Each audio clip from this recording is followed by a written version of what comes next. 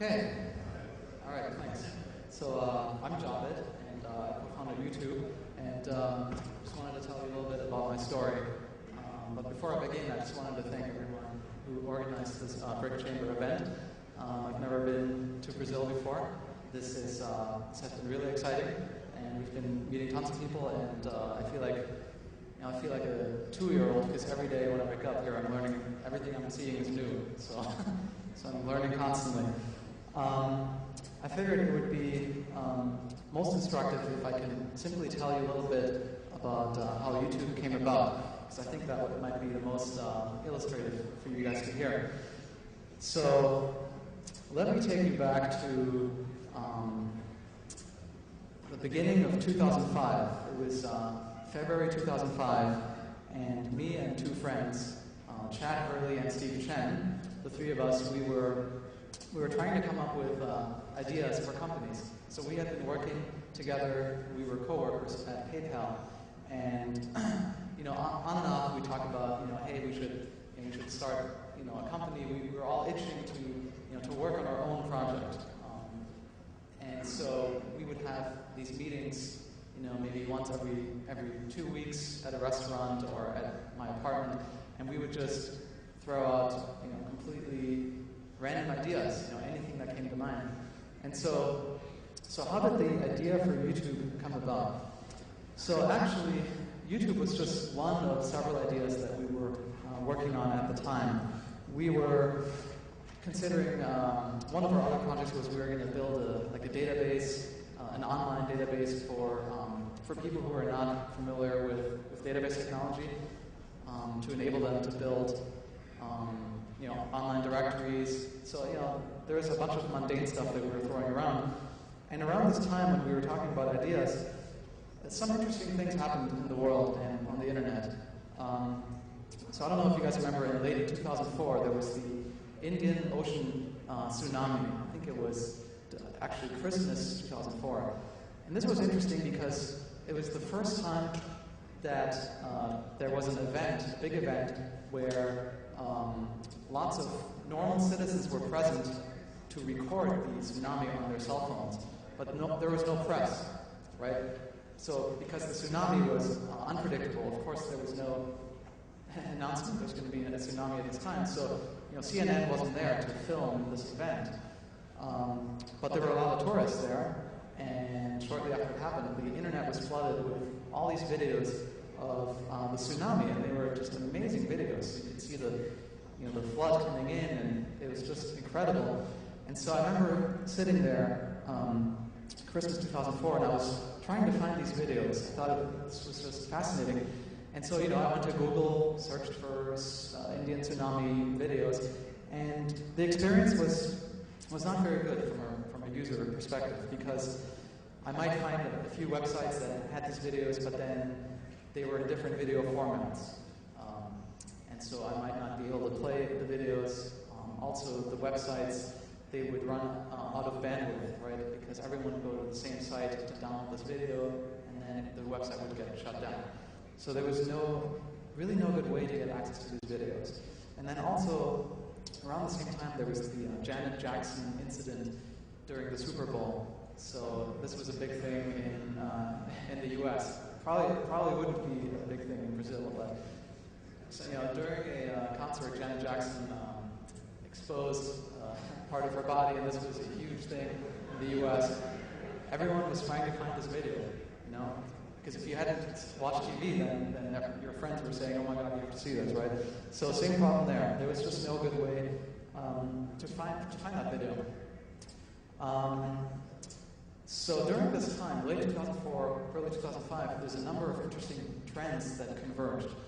One is that these digital video cameras, for the first time, were becoming popular. So prior to 2005, if you bought a digital camera, it was mostly just for taking pictures. But after 2005, there was now an option to also record videos. And initially, people were not comfortable with that, because I remember some friends of mine would come back from vacation, and they would tell me that they accidentally took some videos because the switch was on the video mode, and they had actually intended to take pictures. So people didn't really get comfortable with that concept, but it was starting to happen. The other big trend at that time was that broadband was, for the first time, becoming available in the home. Right? Without a broadband internet connection, video is pretty much impossible. So that was starting to happen, and it was starting to happen around that time. And the other factor that was interesting is that Flash, the Flash technology in the browser, was now able to play videos in the browser. That too was a new development. So Adobe had developed new video compression technology to enable the streaming of videos. So you have these three factors that came together. People were making digital videos. You had broadband in the home, and then the Flash video player was being released in all these browsers. So this was very interesting, right? Because it all happened at the same time, and all of those components were very important for enabling a video site such as YouTube. So if we look at the Flash video player, now it's true that there were ways to play videos before the Flash video came along using QuickTime or Windows Media Player. But the problem with those technologies was that there were too many video formats. So, there were all these different ways to encode videos, and just because you had the player didn't mean that you could actually play the video. So oftentimes you'd come across a video, Windows Media Player or QuickTime would start loading, and then it would say, you have the wrong video codec. So it was a very frustrating experience. And so my two friends and I, we discussed these trends, and we really came to the conclusion that video is, we were like, wow, I think video is really going to happen on the internet. So we had identified the market, right? And so when you do a startup, I think the most important factor in determining your success is the market that you pick, because it doesn't matter if you have a brilliant product in a small market, right? It's actually better to have a mediocre product in a huge market that's growing, because then you'll be able to ride that wave of growth. So we said, okay, we're going to do video online, but we weren't sure, what exactly are we going to do? Okay, video online, but what does this look like, right? We didn't know exactly what the product would be, and so the idea we had was pretty silly. We said, well, let's start a dating site. That was the initial idea for YouTube. It was a dating site based on videos. So we said, wouldn't it be great if we made a dating site where everyone could upload videos of themselves, and then you could be like, wow, that person, whatever, looks great, or seems like great, so then, I'll send a message or whatever. So that was the first idea. And we actually implemented that site. So if you had gone to youtube.com in April of 2005, you would have seen a dating site. And the slogan at the time was, tune in, hook up.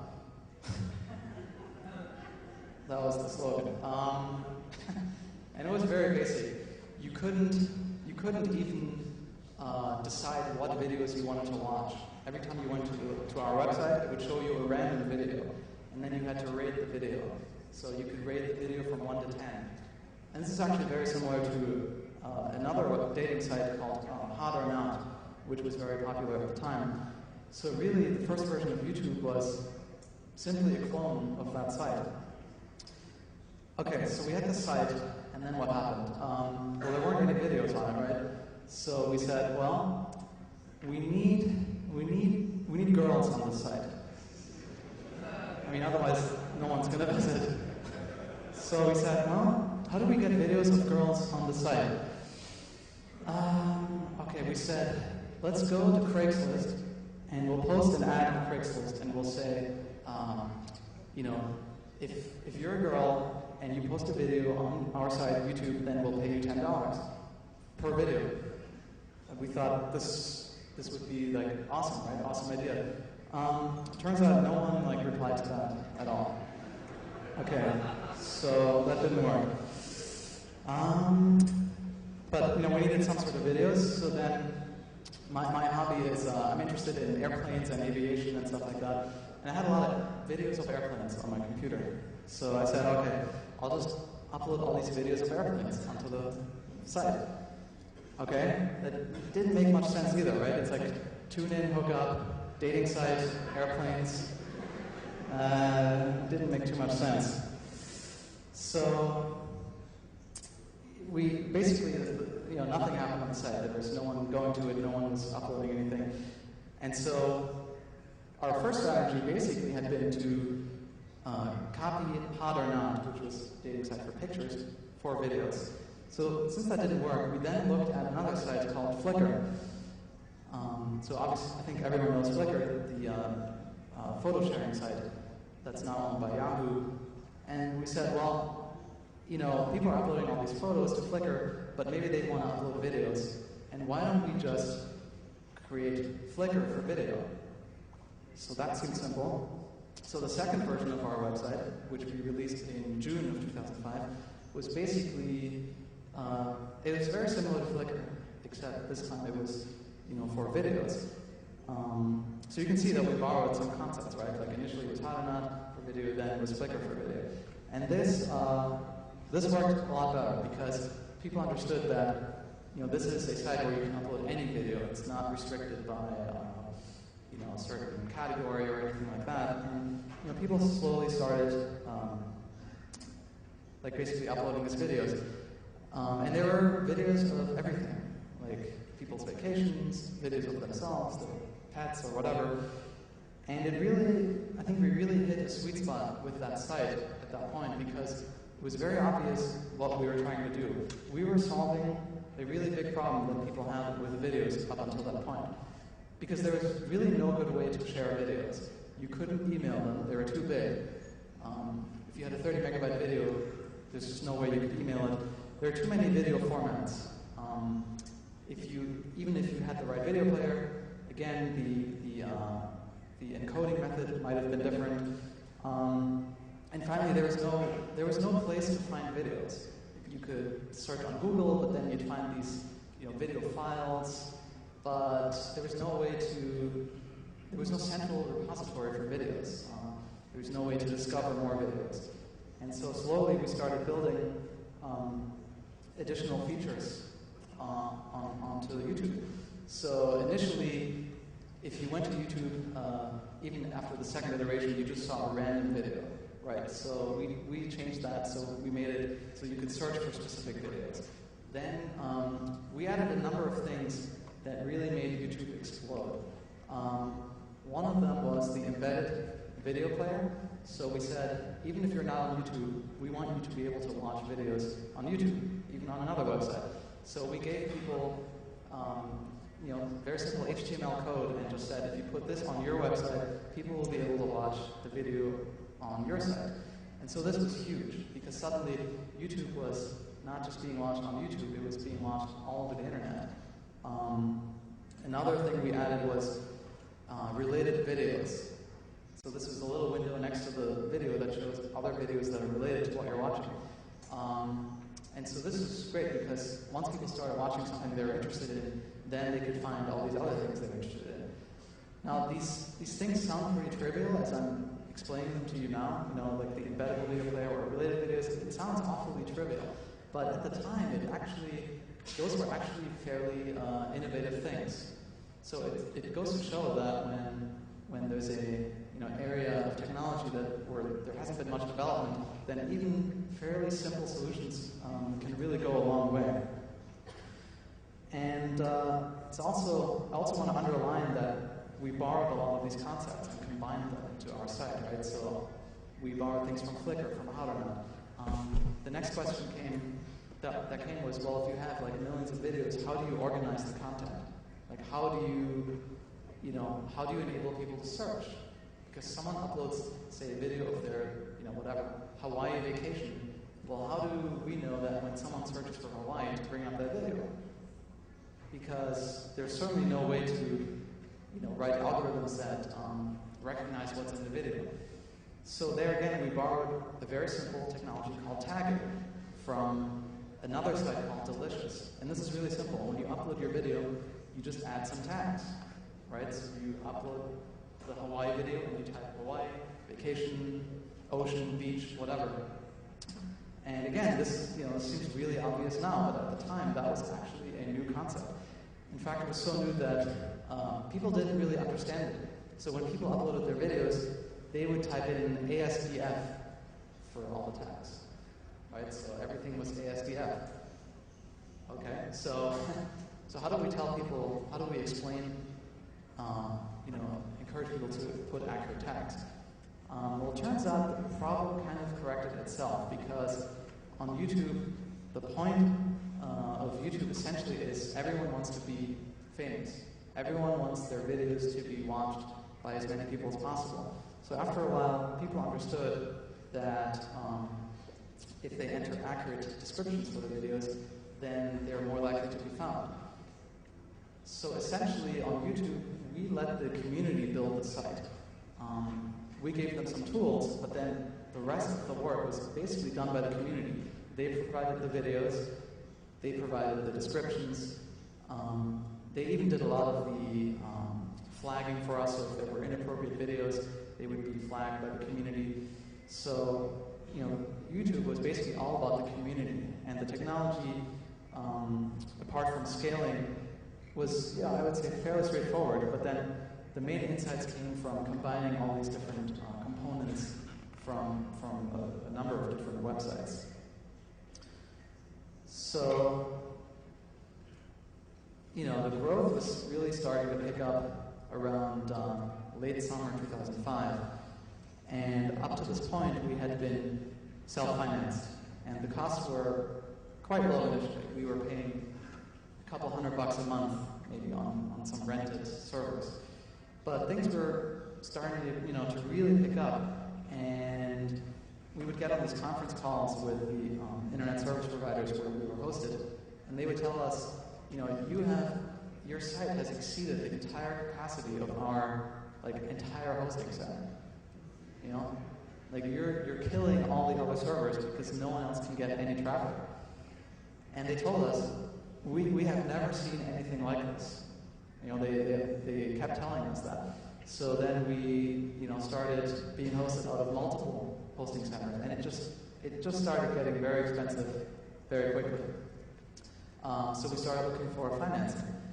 And surprisingly, when we talked to venture capitalists at the time, you would figure, looking back, that people would be throwing money at us, trying to invest.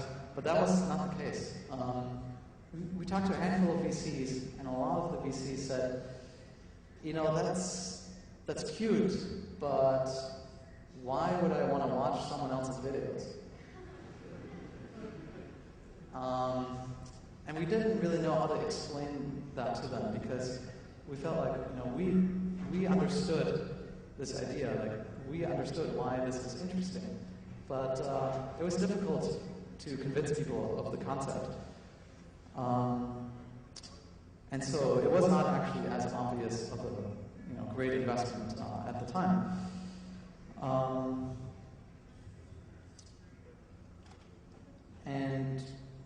So what would happen in terms of the growth is that every now and then, let's say every couple of weeks, there would be this one video that someone would upload that would just explode, right? So it was definitely a power law distribution where there would be a couple of videos that would just get so much traffic, and then most of the other videos, would just get a few views.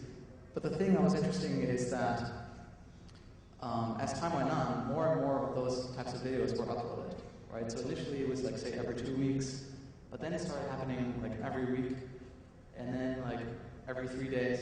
And pretty much it was every day, and then there were multiple of such videos every day. So the growth just was just supercharged at that point. And the other thing I wanted to mention also is there was actually a lot of competition out there in the video hosting space. In fact, before YouTube launched, there were already a number of video hosting sites out there. That did not discourage us, however, from developing YouTube, because those sites were all lacking something. In many cases, they were using, say, Windows Media Player or QuickTime Player, which again had all those compatibility issues. And we knew we were going to fix that by using Flash. One thing that was interesting is that before we launched YouTube, Google Video actually released their site, right? So here we are sitting in the garage. We're about 2 weeks away from launching YouTube for the first time, and then Google Video announces, Google Video. And so we had a lot of discussions about this, and initially we were really freaked out. We said, well, Google has launched this thing, so they're gonna kill us. Like, why are we even bothering, with this YouTube thing? But the thing is that it was actually a good thing. We realized that it was actually really good that Google Video launched before us. And the reason is that Google Video gave credibility to the video space online. Before Google Video launched, people were telling us that video on the internet is impossible. How can you possibly pay for the bandwidth? It's going to be so expensive, right? It's impossible. So when Google Video launched, we could tell investors and our friends, like, look, they're doing this, so it must be possible, right? Another area where we had an advantage over Google Video was that we were able to take much more risk than Google Video. So Google Video, they were hosting TV shows, right? You could upload your own video clips to Google Video, but there was a 2-week review process before they would post your video. So this didn't really appeal to people, right? You want instant gratification. On YouTube, you upload the video, and 2 minutes later, it's posted on the site. Now, of course, one thing that came up right away was the copyright issues, because if you can upload any video clip, what prevents people from uploading all sorts of, stolen movies, etc. So, we didn't want people to do that. We did not want to be associated with copyrighted content. But the thing is, we could take that risk temporarily. We didn't have anything to lose. Google Video had a brand to protect. If Google Video had allowed everything to be uploaded and hosted instantly on Google Video, it would have been a huge hit to Google, right? They could have been sued by all these, movie companies, and it would have been horrible for their brand. But the advantage we had is that we were 3 guys in the garage, and what's the worst thing that can happen? Okay, we can get sued. Okay, we don't have any money. I mean, what are they going to do, right? I guess we can shut down the site. Worst case scenario. And so that really came to our advantage because, well, we never encouraged copyrighted content on the site, and we removed it promptly when we saw it. But YouTube did gain a lot of popularity because you could find pretty much anything up there, and there was no review process, and that was really important. You could upload it, and it was on the site immediately. So I mean that was basically the early stage of the company, and I think it might be best for me to take a few questions maybe so I can clarify some things or fill in some of the other questions.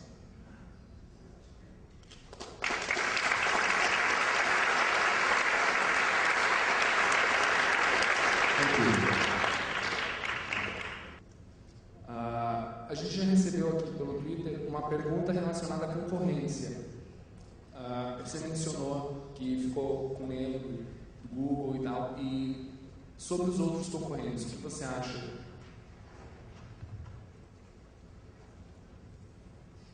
Yeah, I mean, there were a number of other competitors already out there.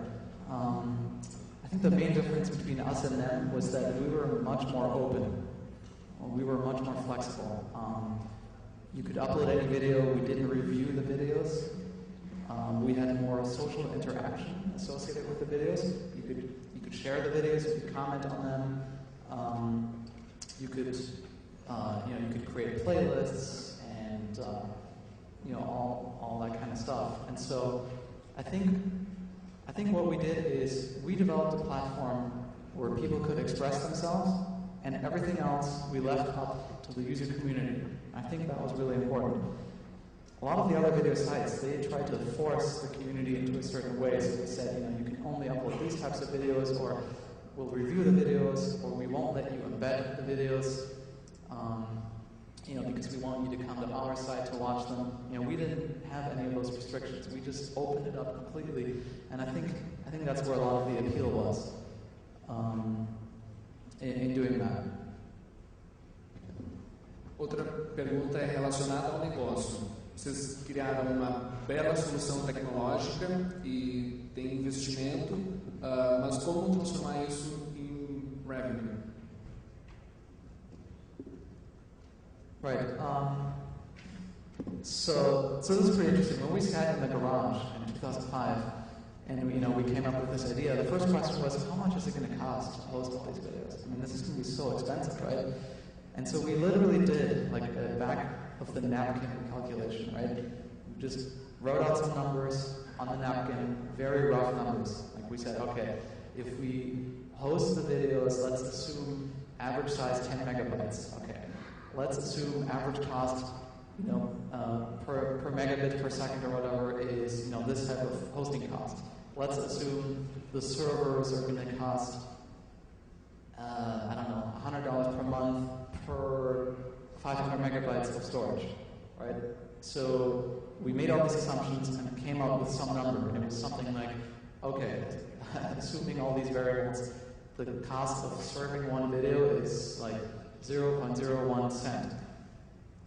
And that's what we told the venture capitalists. We said, look, we've got it figured out. Here's the calculation. This is the cost per video. If you put an ad on there, you can make slightly more than 0.01 cent. Therefore, we think we can be profitable. We presented those numbers to one of the venture capitalists, and then when we got home, we looked at the calculation and realized, oh my God, like these numbers are completely off. We missed like 3 zeros.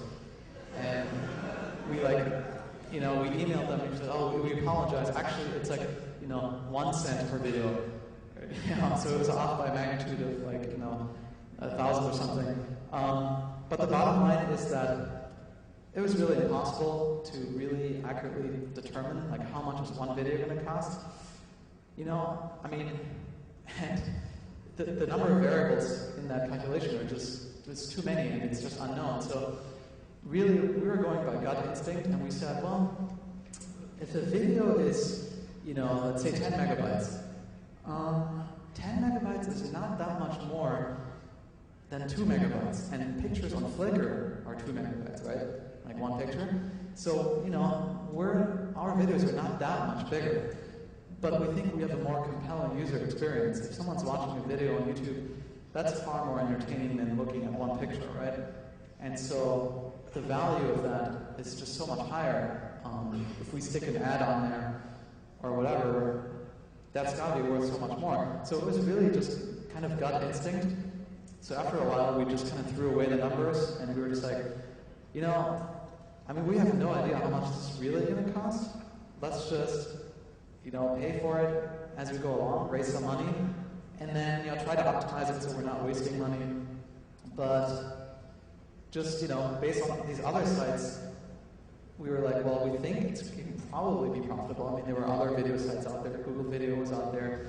And, so it was just more kind of gut instinct, I would say. And so that's one of those cases where I think that's really useful to not get lost in the details or write extensive business plans. We just figured that what we were building is so compelling and so new and different that the value offered by that would eventually be obvious. And though it took some time to get to break even or profitability, it eventually did happen. Qual a importância de bom nome, de bom branding, quando você ainda está numa fase bastante inicial e quer conquistar ao mesmo tempo usuários e especialmente investimentos? The name, I don't think is terribly important. I think it needs to be something that's memorable, needs to be reasonably short, and it needs to have some sort of meaning. So with YouTube, we actually, when we came up with names, that was pretty much the first name we came up with. We didn't do a lot of searching for names or anything like that. It was just like YouTube. And it kind of made sense because the slogan was broadcast yourself. So it was very clear this is a site for broadcasting videos about yourself or videos that you made, and YouTube. It just kind of really clicked, and so I think I wouldn't spend too much time on the name. I think it's something that clicks and that works is fine. And my experience actually has been that I think it's better to stay away from really generic names. Like, can you imagine if Google had been search.com or Amazon was books.com? I feel like it wouldn't have really worked that well.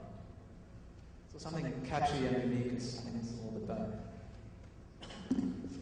O YouTube é um dos melhores exemplos de fazer pivô. Vocês usaram o Customer Development conscientemente? The way of doing what? Customer Development, Lean Startup methodology.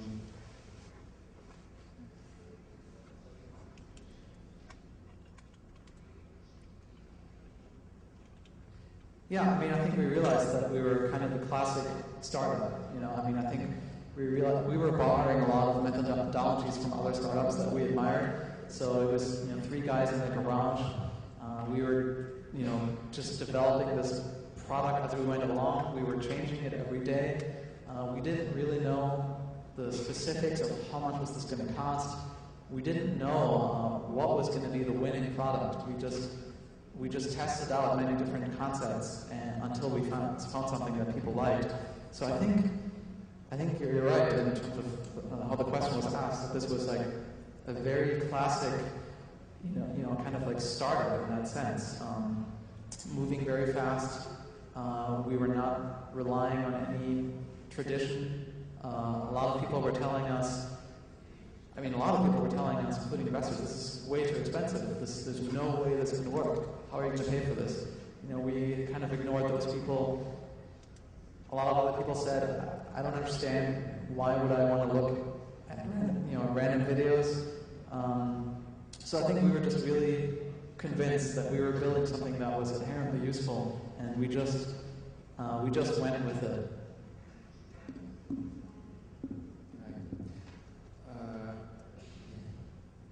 Quanto você acha que a sorte teve de importância na criação do YouTube chegar até esse ponto?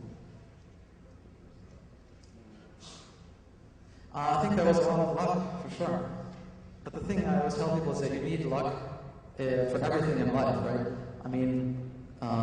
The fact that you'll be alive 1 second from now is pure luck, right?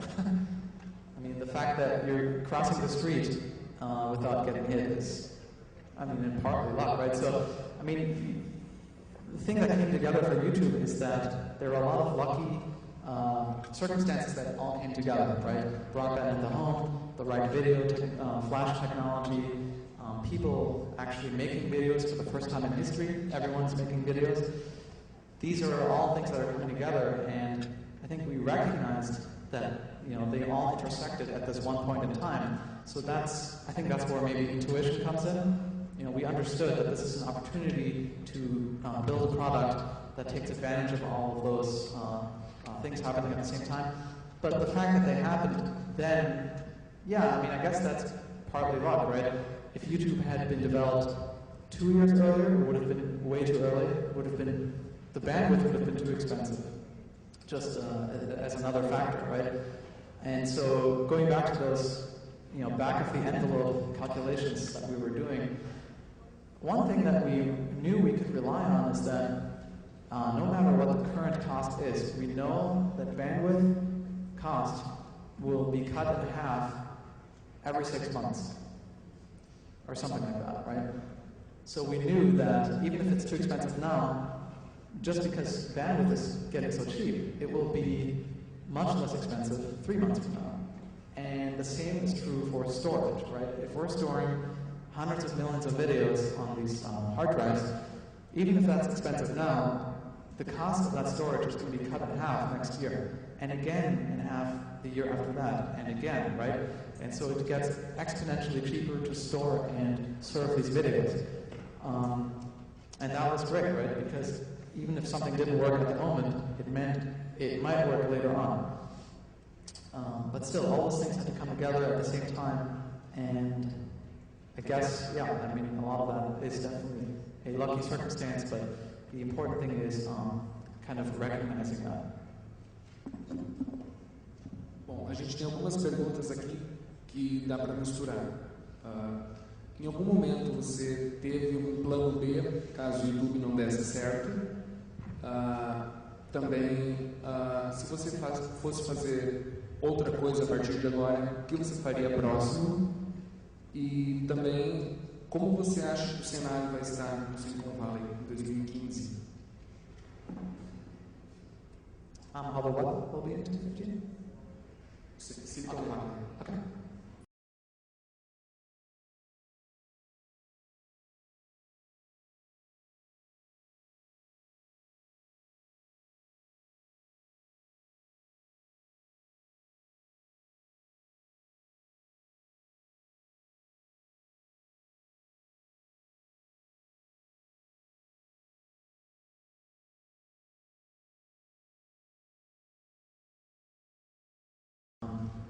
Until it fails, until it either fails or succeeds.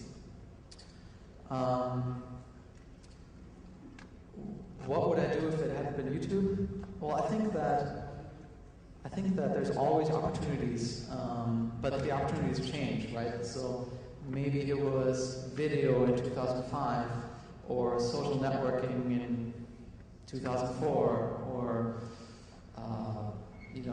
whatever, picture hosting in 2002. So there's, it's always something different because, and I think it's hard to predict what it's going to be. But there are just these trends that develop, and I think if you pay close enough attention, sometimes you can see them coming.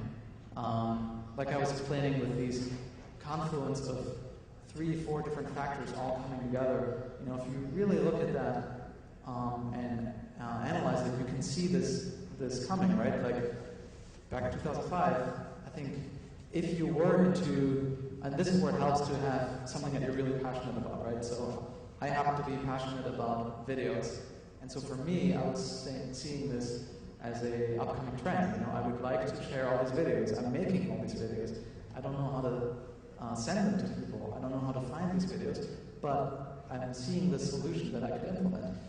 And so I think it's easiest to see these trends in an area that you're personally interested in, right? So I don't know anything about, say, like networking equipment, right? Like I'm not an expert on hardware. So I wouldn't necessarily see these things because I'm not involved with those on a daily basis. But if it's something you're already familiar with, I think those things will be more clear to you. Temos uma pergunta aqui na plateia. Você fez uma observação que me surpreendeu um pouco. Você disse que o custo de banda, para os não conhecedores do significado de banda, quer dizer, capacidade de transporte de informação através de cabos, fibra ótica ou através da atmosférica, tende a diminuir de custo. Você acredita que isso vai ser sempre assim? Porque o que entra e sai no YouTube num dia, muitas vezes equivale a toda a transmissão de várias estações de televisão em vários dias, várias semanas. Ou seja, a quantidade de dados que o YouTube está movimentando é grande, imensamente grande. Isso não há um limite nas estradas que transportam essas informações de capacidade.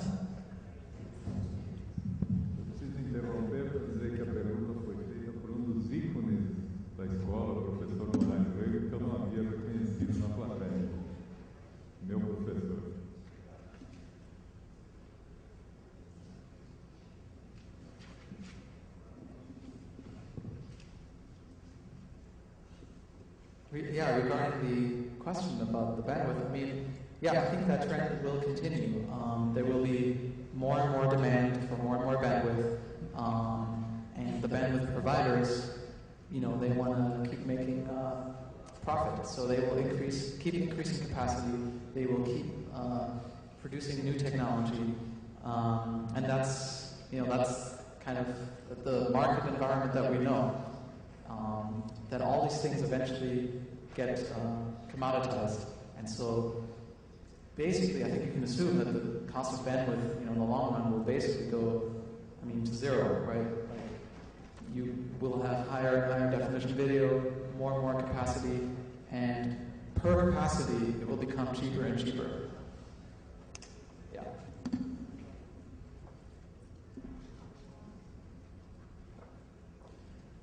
Você tem algum vídeo favorito?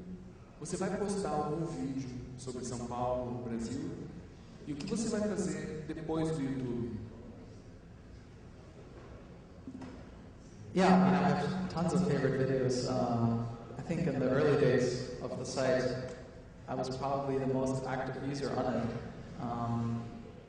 Because again, the way the idea came about in large part was that I was kind of building something for myself. So that's another way, I think, to approach the search for a good business idea. It's basically asking yourself, what would I like to have that I could use that would make my life simpler, more productive, more fun, and if you can extend that concept to more people, then I think that might be, could be the beginning of a really good product idea. In terms of what I'm doing next, I'm currently investing in early stage startups that are in a very similar sector, so I focus on internet consumer applications. And that's mostly just because I know that space the best. So I believe in doing things in an area that you understand best. But I also think that I will probably start another company as well. I don't know what it will be, but I'll let you guys know when I figure it out. Você acredita que propaganda e publicidade sempre vão sustentar esse tipo de negócios, ou você acha que é necessário achar uma outra forma também? That's an interesting question, because at YouTube we didn't really use any marketing. There was no traditional advertising, no marketing at all for a very long time. And I think that's the hallmark of a lot of these internet startups, which is that they kind of defy traditional approaches in business, right? Most other businesses would require huge advertising budgets, very clever marketing campaigns. But in our case, I think the product itself marketed itself, right? So, all we need to do is basically build a site, wait for these hilarious, weird videos to be uploaded, and then everyone would go to the site and look at these videos, and every time someone looked at a video, in the lower right corner, there was a watermark, a little symbol that said YouTube, right? And so anyone watching the video knows that it's being streamed by YouTube. And so every impression of a video was its own marketing. And so one of the things I've kind of concluded is that marketing, in many ways, I think kind of boils down to common sense. So I think that with a lot of these new businesses, there's kind of no need for traditional marketing approaches. I think you need a very different approach where marketing is entirely based on the product itself. The product is marketing itself. The product is marketing itself because it's useful. So that's my view on marketing in this space, at least.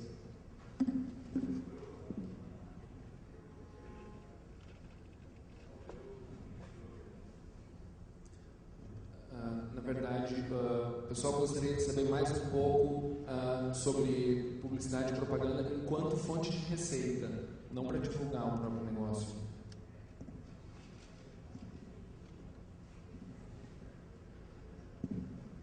Okay. Yeah, so the first question is always, well, how is this going to be profitable eventually, right? So even if it's not clear currently, at some point, you need to be profitable to be viable. And so what we always thought is that if we provide a useful service, then there's no question about our ability to advertise on it. the way we explain it to the venture capitalists is the reason we're hosting these small, short videos, these video clips, is because that's the fastest growing category of video content, right? Hollywood is only making like one movie a month or whatever, right?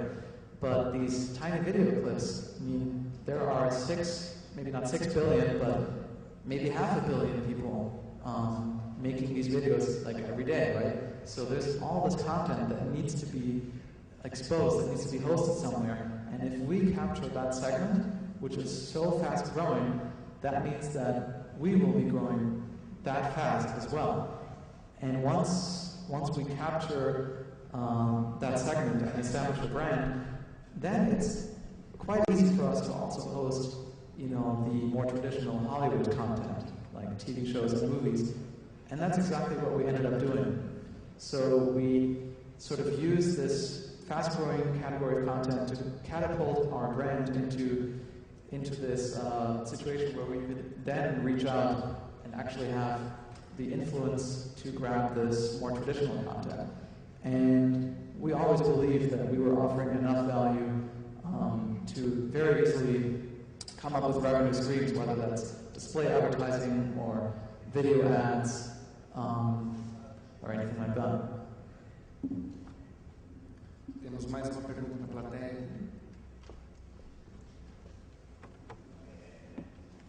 De fato, o YouTube é uma exceção e nós sabemos que não podemos tomar uma exceção como regra, né?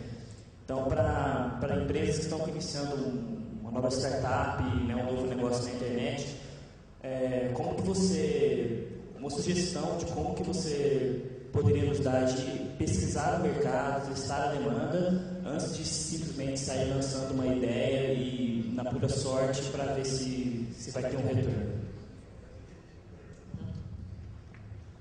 I would definitely recommend doing something in an area that you're knowledgeable about, where you feel you're more knowledgeable than most other people.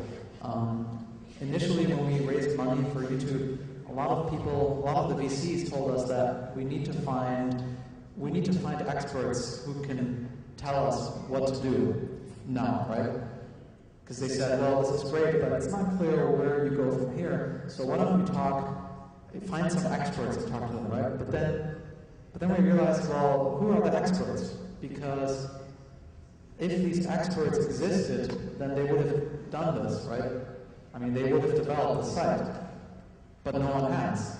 And therefore, there are no experts, and we are the experts. Even though, we were completely new to that, to most of the technology as well. We didn't really know much about the actual video technology, the encoding technology. We just kind of, taught ourselves that on the fly. But we were very knowledgeable about the space. We were intimately familiar with online communities, media sharing, and just the kind of pop culture on the internet. So we thought, well, we really know this because this is what we do, right? Like, we sit around and waste our time looking at videos all the time, so we know how this works. So I would encourage you to kind of rely on your own experience in using other products and just being in that space. And I would actually not rely that much on like user studies or like asking like so-called experts, right? Because those are not the people that are going to create the next innovation. What I always like to say is that the people who are going to create the next big thing are not people who are speaking at conferences.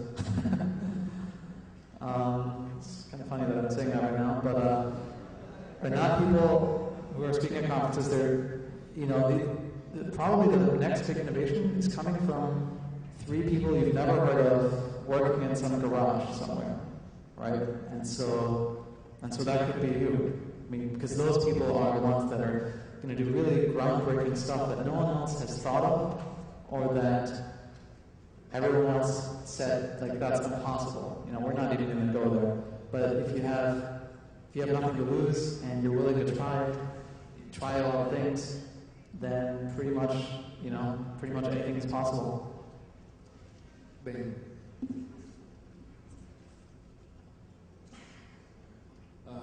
como provavelmente não se sabe quem vão ser essas pessoas, o que elas vão fazer, todo mundo tem uma curiosidade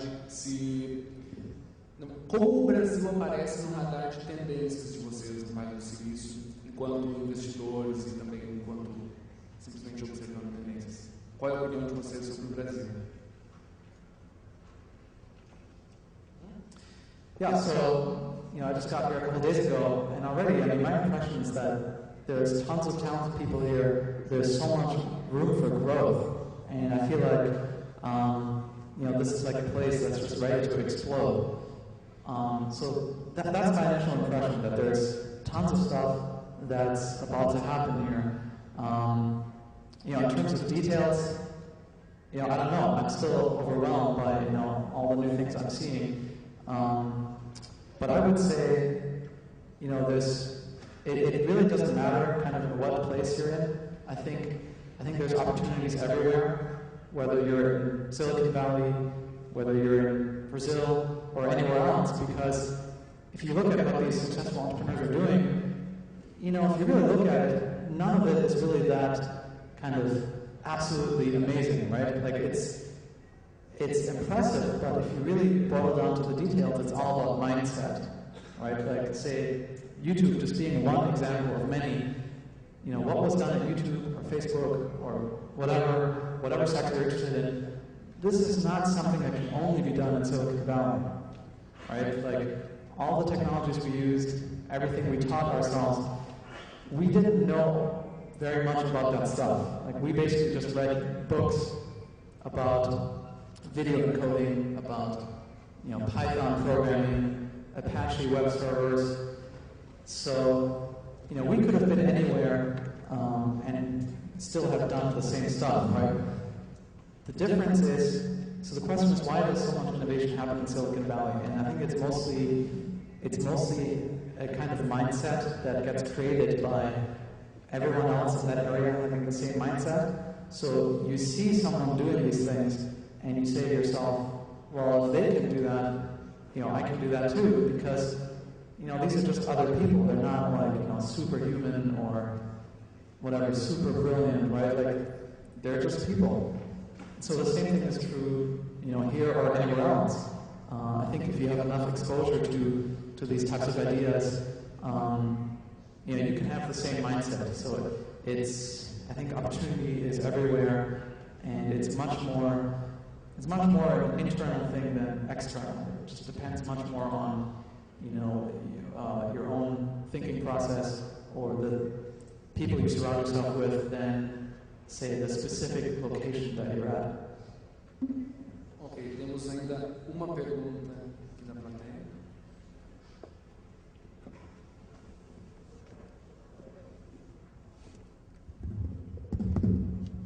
Oi, boa tarde, eu sou o Rafael. Eu gostaria de entender o motivo de o YouTube não permitir vídeos com duração superior a 10 minutos. Agora mesmo eu uploadei um vídeo com a apresentação completa do Navin, acho que é esse o nome dele, autorizado inclusive por ele informalmente, a duração de 28 minutos, o vídeo foi excluído. Eu vejo que algumas pessoas fazem um split no vídeo e colocam. Qual que é o motivo disso? É legal? É alguma prevenção? O que é? Obrigado.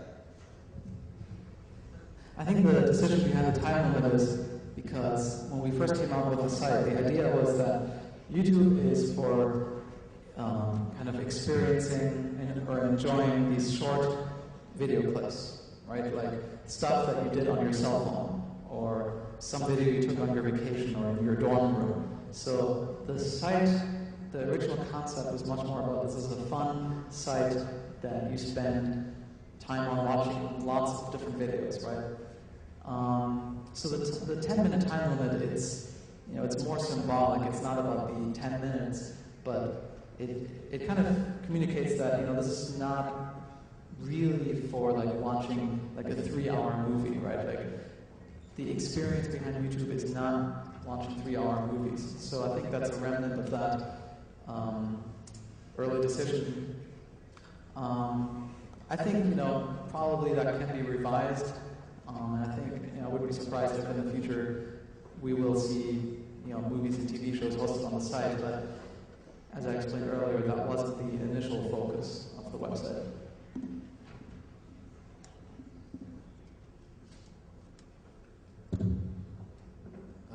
Bem, com certeza está muito interessante essa tarde, essa conversa, mas infelizmente os eventos físicos presenciais encerram no momento e eu gostaria de convidar aqui o Correio para falar alguma coisa.